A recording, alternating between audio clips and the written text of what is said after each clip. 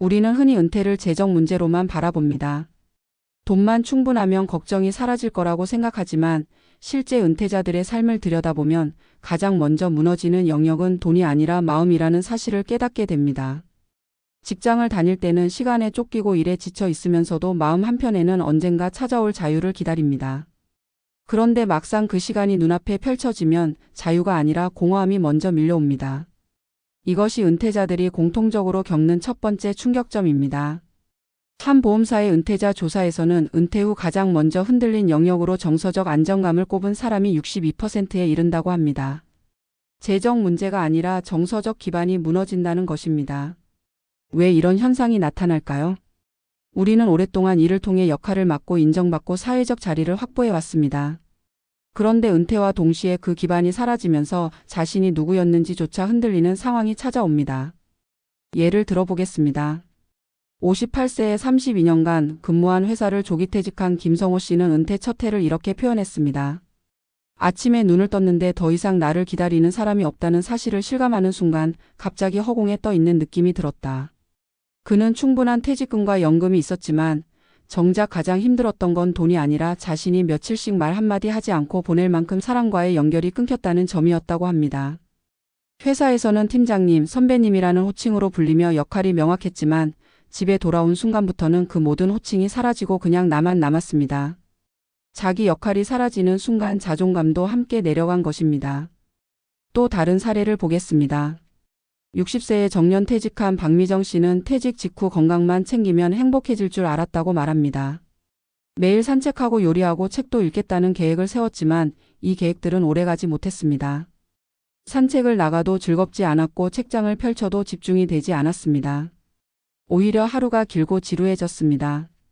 그러다 보니 생활 리듬이 무너지고 수면 패턴까지 흐트러졌습니다.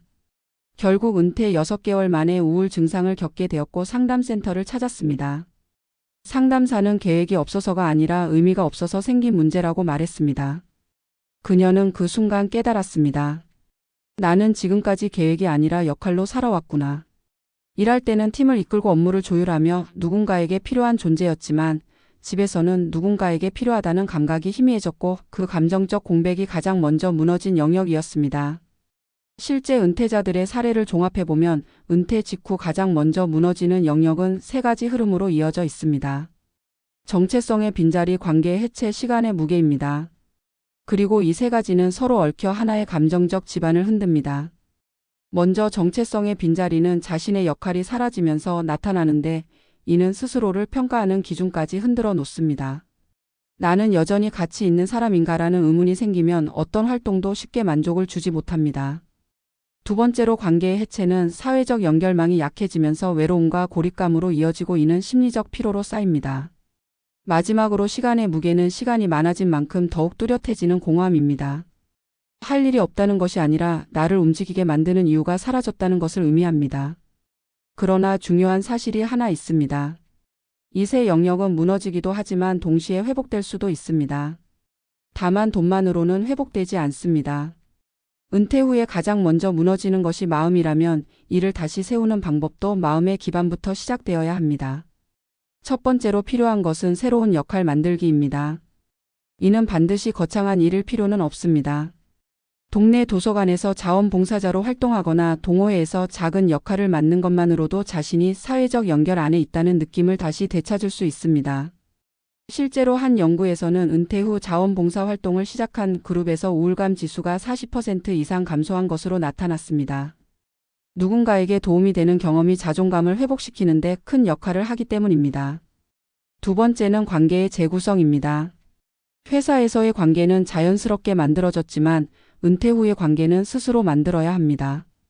이는 많은 은퇴자들에게 가장 어렵게 느껴지는 부분이지만 작은 시작이 큰 변화를 만들어냅니다. 한 70대 남성은 은퇴 후 지하철에서 매일 보던 노인을 따라 동네 복지관 탁구 모임에 들어갔다고 말했습니다. 그 한 번의 선택이 그의 일상을 바꾸었습니다. 일주일에 3번 모임을 나가면서 사람들과 섞이고 이야기를 나누며 다시 누군가와 연결되어 있다는 감각을 찾았습니다. 이런 경험을 통해 알 수 있는 건 관계는 스스로 손을 내밀 때 비로소 다시 살아난다는 점입니다. 마지막으로 필요한 것은 시간을 의미 있게 사용하는 구조 만들기입니다. 시간이 많아진 만큼 하루의 리듬을 스스로 만들어야 합니다. 아침에 일어나 운동하고 오전에는 배움의 시간을 넣고 오후에는 사람들과의 만남이나 취미 활동을 배치하는 등 하루의 구조를 명확히 할수록 정체성도 안정되고 감정의 흔들림도 줄어듭니다. 실제로 많은 은퇴자들이 하루 루틴을 만들면서 삶이 다시 살아났다고 말합니다. 루틴은 단순한 일정이 아니라 자신을 붙잡아주는 기둥 역할을 하기 때문입니다. 정리해보면 은퇴자가 가장 먼저 무너지는 영역은 재정이 아니라 마음입니다. 그리고 이 마음의 기반을 다시 세우는 가장 확실한 방법은 역할, 관계, 시간이라는 세 가지 축을 다시 잡아주는 것입니다. 이를 통해 유지해온 삶의 구조가 사라졌다면 이제는 스스로 그 구조를 다시 만들어야 합니다. 이것이 은퇴 후 삶을 다시 건강하게 세우는 첫 번째 단계입니다. 돈이 아무리 많아도 마음의 기반이 무너지면 삶은 불안정해집니다. 반대로 재정이 조금 부족해도 마음의 기반이 단단하면 은퇴 후의 삶은 충분히 충만해질 수 있습니다.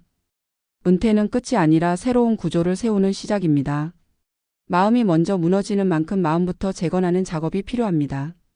그리고 그 과정 속에서 우리는 다시 한번 느끼게 됩니다. 내가 가진 돈이 아니라 내가 가진 의미가 삶을 지탱한다는 사실을. 그 의미를 다시 세우는 순간 은퇴 후의 삶은 다시 움직이기 시작합니다. 은퇴자가 가장 먼저 무너지는 영역은 의외로 돈이 아니다. 많은 사람들은 일을 그만두는 순간 가장 큰 고민이 경제적 여유일 것이라고 생각하지만 실제 은퇴자들의 삶을 들여다보면 가장 먼저 흔들리고 가장 깊은 충격을 남기는 것은 재정보다 마음의 기반이라는 사실을 깨닫게 된다. 오랫동안 일이라는 구조 안에서 살아온 사람은 그 구조가 사라지는 순간 자신을 붙잡아주던 심리적 기둥이 함께 무너진다. 직장이라는 공간은 업무와 보상만 주는 것이 아니라 역할과 인정과 사회적 위치를 제공하는데 우리는 그 가치를 너무 당연하게 여겨왔다.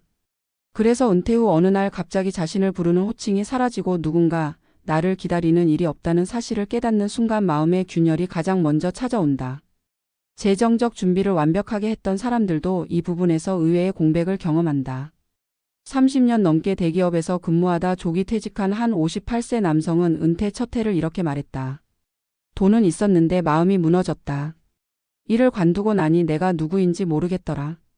그는 아침에 눈을 떠도 계획이 없고 점심을 먹어도 함께 나누던 동료가 없고 저녁이 와도 하루를 평가할 기준이 없었다. 회사에서의 역할을 잃자 자신의 정체성까지 흔들렸고 아무리 시간이 많아도 하루가 무의미하게 흘러갔다. 결국 그는 자신이 잃은 것이 일이 아니라 존재감이라는 사실을 뒤늦게 깨달았다. 존재감은 재정으로 채워지지 않는 영역이기에 그 공백은 더욱 깊게 다가왔다. 정년퇴직한 60대 여성의 사례도 비슷하다. 그녀는 은퇴 후 건강을 챙기고 독서와 취미생활로 여유를 누릴 계획을 세웠지만 현실은 달랐다. 무엇을 해도 집중이 되지 않고 식탁에 앉아도 이유 없는 답답함이 찾아왔다. 그녀의 상담 결과는 뜻밖이었다. 계획이 없어서가 아니라 의미가 없어서 힘든 겁니다. 라는 상담사의 말은 그녀의 마음을 정확히 건드렸다. 직장에서는 누군가에게 필요했고 팀을 움직이는 역할이 있었지만 집에서는 그 역할이 사라졌고 자신이 어디에 속해 있는지 판단할 기준조차 흐려졌다. 결국 의미가 사라진 하루는 하루가 아니라 텅 빈 시간의 연속이 되어버렸다. 이렇듯 은퇴자들이 공통적으로 경험하는 첫 번째 붕괴는 마음의 영역이다. 이 마음의 붕괴는 세 가지 흐름으로 이어진다. 하나는 정체성의 공백이고 또 하나는 사회적 관계의 붕괴이며 마지막은 시간의 무게이다. 정체성의 공백은 내가 누구인지 어떤 역할을 가진 사람인지 스스로에게 설명할 수 없는 상태로 이어지며 이는 자존감의 동요를 낳는다. 사회적 관계의 붕괴는 직장에서 자연스럽게 유지되던 관계망이 사라지면서 외로움과 고립감으로 이어지며 이는 생각보다 빠르고 깊게 사람의 심리적 건강을 무너뜨린다. 마지막으로 시간의 무게는 하루가 길어진 것이 아니라 하루를 이끌어가는 힘이 사라지면서 시간을 버티는 삶으로 바뀌는 현상이다. 시간은 충분해졌지만 삶은 가벼워지지 않고 오히려 더 무거워졌다는 표현이 여기에서 나온다. 하지만 이 무너짐이 곧 삶의 종말을 의미하는 것은 아니다. 오히려 이 세 가지 영역이 무너졌다는 사실은 다시 세울 수 있음을 뜻한다. 다만 그 회복의 시작은 재정이 아니라 마음에서 출발해야 한다. 은퇴자는 먼저 자신을 다시 정의하는 역할을 만들어야 한다. 직장이 주던 역할이 사라졌다면 이제는 사회적 활동이나 취미, 자원봉사, 지역 모임 등을 통해 새롭고 작은 역할을 스스로 만들어야 한다. 이는 단순한 취미가 아니라 정체성을 재건하는 과정이며 새로운 소속감을 만드는 기반이 된다. 어느 70대 남성은 복지관의 탁구 모임에 무심코 참여한 것이 삶의 전환점이었다고 말한다. 일주일에 3번 탁구 모임을 나가며 자연스럽게 관계가 생겼고 누군가와 이야기를 나누는 시간 자체가 자신을 다시 살아있게 만들어 주었다. 그는 오랜만에 사회의 일부가 된 것 같았다고 말한다. 두 번째로 중요한 회복의 단계는 관계의 재구성이다. 직장에서는 자연스럽게 주어지던 관계가 은퇴 후에는 스스로 만들어야 하는 관계가 된다. 관계는 노력 없이 만들어지지 않는다. 스스로 조금씩 손을 내밀 때 관계는 다시 살아난다. 누군가는 교회에서 봉사를 시작했고 누군가는 동네 독서 모임에서 주기적인 토론을 이어가며 마음의 빈 공간을 채웠다. 관계는 거창할 필요가 없다. 중요한 것은 연결이다. 누군가와 연결되어 있다는 감각은 마음의 붕괴를 막아주는 가장 강력한 보호막이 된다. 세 번째는 시간의 구조를 다시 세우는 일이다. 은퇴한 사람들의 공통적인 말은 루틴이 생기니까 삶이 다시 굴러가기 시작했다는 것이다. 루틴은 단순한 일정이 아니라 삶을 떠받드는 기둥이다. 매일 같은 시간에 일어나 산책을 하고 오전에는 집중하는 시간을 배치하고 오후에는 만남이나 취미를 두는 방식으로 하루의 흐름을 스스로 설계하면 삶은 다시 안정된다. 사람은 원래 구조 속에서 가장 건강하게 움직이는 존재이기 때문에 은퇴 후에 구조를 잃는 순간 마음이 무너지기 쉽다. 구조는 일이 만들어준 것이지만 은퇴 후에는 그 구조를 스스로 만들어야 한다. 이 과정이 만만치 않지만 이 구조를 세우는 사람의 노년은 눈에 띄게 안정되고 의미가 생긴다. 결국 은퇴 후 가장 먼저 무너지는 영역은 재정이 아니라 마음이며 이 마음의 기반을 다시 세우는 것이 은퇴 이후의 삶을 결정한다. 은퇴는 단순히 일을 떠나는 과정이 아니라 마음의 기반을 다시 세우는 전환의 시기다. 돈이 많아도 마음이 무너지면 삶은 흔들리고 돈이 조금 부족해도 마음이 단단하면 삶은 충분히 평온해질 수 있다. 결국 은퇴는 내가 무엇을 갖고 있느냐보다 내가 어떤 의미를 가지고 살아가느냐가 더 중요한 단계다. 우리는 늦게 깨닫지만 결국 삶을 지탱하는 힘은 돈이 아니라 의미이며 의미를 잃지 않는 사람이 은퇴 이후에도 흔들리지 않는다. 그러므로 은퇴의 진짜 준비는 마음의 준비이고 마음의 준비는 역할과 관계와 시간을 다시 세우는 일이라는 사실을 잊지 말아야 한다. 마음의 기반을 다시 세우는 순간 은퇴 후의 삶은 다시 앞으로 나아가기 시작하며 그때 비로소 우리는 깨닫게 된다. 은퇴는 끝이 아니라 새로운 의미를 찾기 위한 시작이라는 사실을.